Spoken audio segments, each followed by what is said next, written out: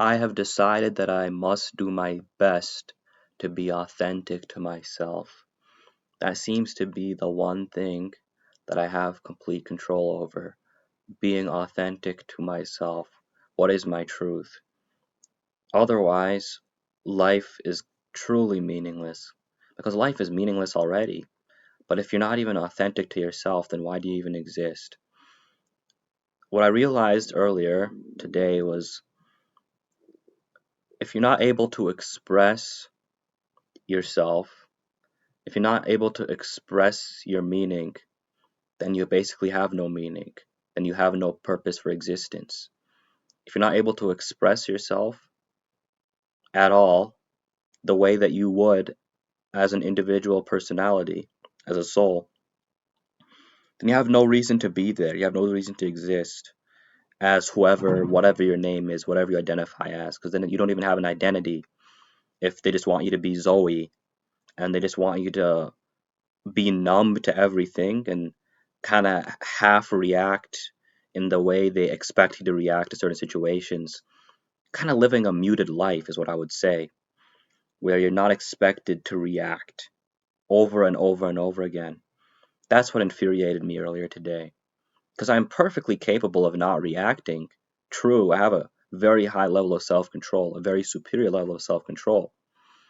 But then it's like, what even am I then? Why do I even exist if I'm expected all the time not to react as my true identity and not express myself? Sure, I can pass the shit test of, okay, we threw shit on your car. How are you going to react?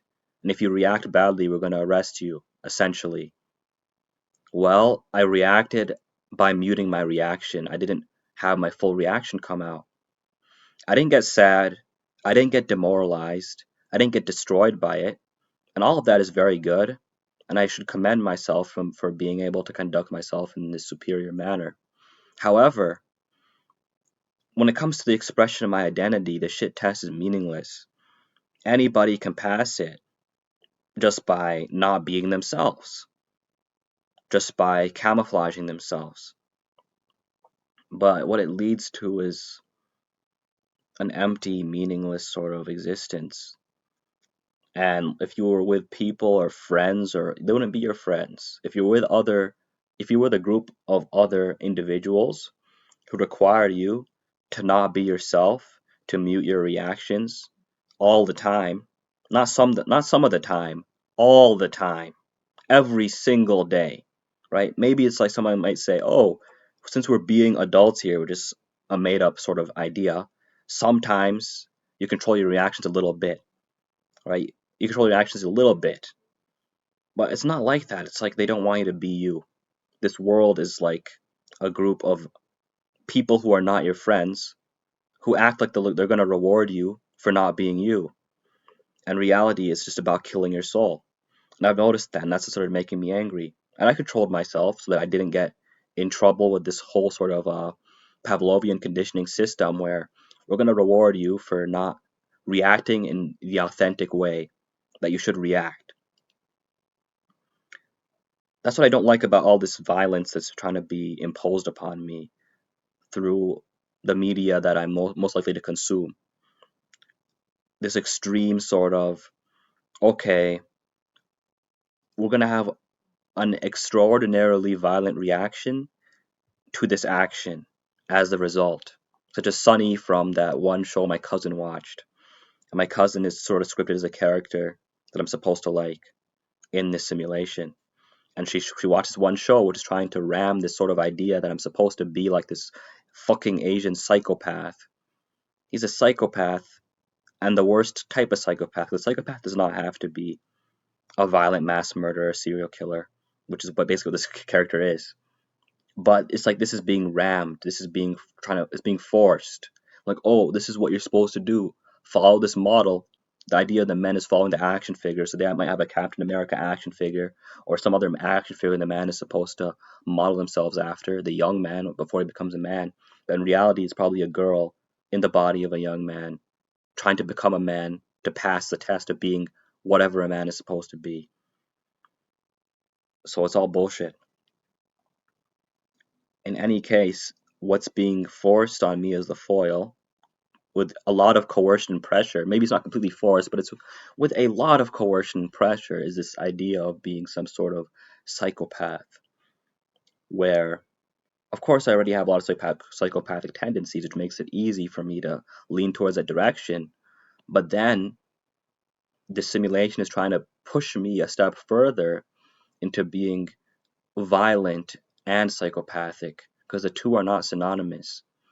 I might not feel anything if I see a child hit by a car, but if I'm the person driving the car who hits the child, then it would make me responsible for the action of the child being killed, which I don't have to be. I don't have to do that. But the simulation seems to be trying to push me in towards a direction of being a danger to other people. And I don't even care about being, I don't care about other people. So why would I care about being a danger to them? Don't you understand how it's all nonsense? And I understand it clearly, which is why it's so aggravating to me. The simulation is trying to give me very few ways to vent my frustration and anger, so that the only way it comes out is toward other people. And I truly do not care for them. To the point it's like, why would I even be violent toward them?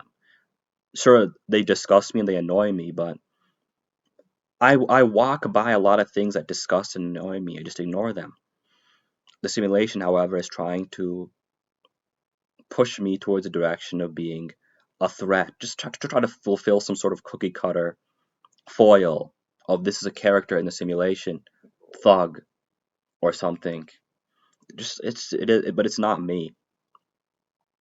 I have the capacity to be violent. I'm capable of being these things, but I'm not.